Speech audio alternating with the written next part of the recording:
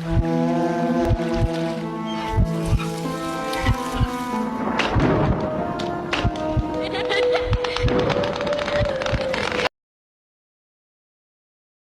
है आपका एक और न्यू वीडियो में। गणेश आए नवा। नमस्कार यूट्यूब परिवार। तो मैं कह रहा था, जैसे कि आप लोगों ने सुना होगा अक्सर टाइम ट्रेवल, टाइम मशीन। हाँ, सुना है क्या? बिल्कुल। तो उसी के बारे में आज हम बात करने जा रहे हैं। अच्छा। तो लोग कुछ बोलते हैं कि क्या टाइम ट्रेवल संभव है? क्या लगता है? बिल्कुल भी नहीं है। संभव है ये, कैसे? मगर हाँ है संभव, क्योंकि पहला जो ज़माना है उसको हमें वापस लाना है। यही तो है टाइम मशीन। हाँ। इसे ही कहते हैं ना। जो पहला ज़माना है वो वापस लाना है, और जो पुराना ज़माना है उससे पीछे हटाना है। उसे ही कहते हैं टाइम मशीन। कहते हैं हाँ। क्योंकि जब हम भविष्य में जाते हैं तो इस काल को हम पीछे छोड़ देते हैं। हाँ। और जब हम भूतकाल में जाते हैं हाँ। तो भविष्य काल को आगे छोड़ देते हैं और हम पीछे चले जाते हैं। हाँ। वही सेम प्रोसीजर हो गया। बिल्कुल। मतलब जो भूतकाल है उसके लिए हमें पीछे जाना पड़ता है, भविष्य काल है उसके लिए आगे आना पड़ता है, और बीच में हमारा ये वर्तमान काल जो भी चल रहा है कंटिन्यू, यही है ना। हाँ। तो मैं कह रहा था टाइम मशीन के बारे में बता रहा था। तो टाइम मशीन का मतलब ये है कि जो O2 है, ऑक्सीजन, हाँ। उसकी मात्रा को अगर हम बढ़ा देते हैं हाँ। तो क्या होगा? आपने कभी सोचा है? नहीं।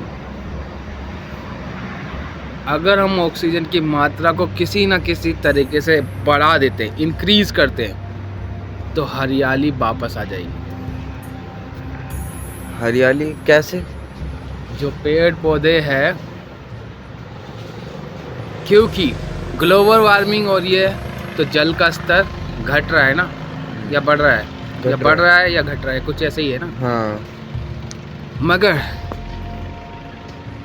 जब हरियाली वापस आएगी तो क्या चीज़ होगा? सोचो। पेड़ पौधे, हाँ। उनकी तादाद ज़्यादा हो जाएगी। हाँ। और जो ये सीमेंट की बिल्डिंगें हैं, उनके होने के बावजूद भी पेड़ पौधे और अधिक मात्रा में उगेंगे और धरती और ज़्यादा उपजाऊ हो जाएगी, ऐसा समथिंग लाइक, हाँ। है ना। तो पेड़ पौधे उगेंगे, और अगर पेड़ पौधे उगेंगे तो बरसात अच्छी होगी। बरसात अच्छी होगी तो नदियाँ उफन जाएंगी, जो खाली हो चुकी हैं, बंजर हो चुकी हैं, नाले में तब्दील हो गई हैं नदियाँ, वो नदियाँ नालों से नदी बन जाएंगी। बिल्कुल। तो ये हो जाएगा भूतकाल, टाइम ट्रेवल, ठीक है। मगर अगर हम कार्बन की मात्रा को बढ़ाते हैं, कार्बन मैंने सुना है होता है क्या? CO2, हाँ। कार्बन की मात्रा को बढ़ाते हैं तो हम फ्यूचर में जा सकते हैं। क्योंकि आप मानो या ना मानो, धरती पे चलने वाला हर वाहन कार्बन युक्त या यूज़ करता है। यूज़ या प्रोड्यूस या छोड़ता है कार्बन। तो अगर हमें भविष्य में जाना है तो हमें टाइम मशीन में कुछ ऐसा यूज करना पड़ेगा जिससे कि कार्बन की मात्रा बढ़े, तो हम फ्यूचर देख सकते हैं। क्योंकि आप देख रहे हो जो लाइटें वाइटें, स्कूटर, कार वार जो भी चल रहा है, हर कुछ जो चल रहा है वो धुआं ही तो छोड़ रहा है। और वो जो धुआं छोड़ रहा है वो कार्बन का ही धुआं तो छोड़ रहा है, जला हुआ धुआं छोड़ रहा है ना। मतलब प्रदूषण बोलते हैं जिसको। प्रदूषण की मात्रा जितनी ज़्यादा बढ़ेगी, भविष्य उतना ज़्यादा हम भविष्य के नज़दीक होंगे। क्योंकि जो विकास है, विकास तभी तो होगा जब हम कुछ जलाएंगे, कुछ इजाद करेंगे, कुछ बनाएंगे। ऐसे चुपचाप ऐसे बैठे रहने से तो विकास नहीं हो जाएगा। नहीं, ऐसा हो जाएगा? नहीं होगा। कुछ ना कुछ करेंगे, कुछ नया चीज़ बनाएंगे, प्रदूषण होगा, कुछ धुआं धक्कड़ होगा, तभी तो भविष्य आएगा। किसी ने गाड़ी बनाई, पहले ज़माने में बैलगाड़ी थी। बैलगाड़ी क्या धुआं देती थी? नहीं, पहले तो नहीं देती। नहीं देती थी ना, बस वो पाद मारती थी। बैलगाड़ी धुआं देती थी? नहीं। तो बैलगाड़ी से आप समझ सकते हो, बैलगाड़ी एक तरीके से पास्ट है। अगर हमें अपना पास्ट देखना है तो हमें धुआं मुक्त प्रकृति में जाना पड़ेगा। अगर हमें फ्यूचर देखना है हाँ। तो हमें धुआं युक्त प्रकृति में आगे जाना पड़ेगा।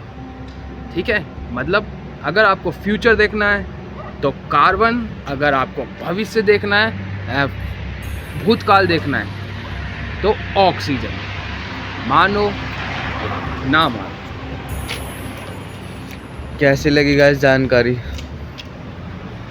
भाई मुझे तो बढ़िया लगी, और जो भी साइंस का स्टूडेंट है ना उसे तो बहुत ही अच्छी लगेगी। तो साइंस स्टूडेंट तो लाइक कर देना, और अगर अपना कोई क्वेश्चन हो तो पूछ लेना। पूछने के लिए टैक्स नहीं लगता है, पूछना हो तो पूछ लेना। बाकी मिलते हैं अगली वीडियो में, तब तक के लिए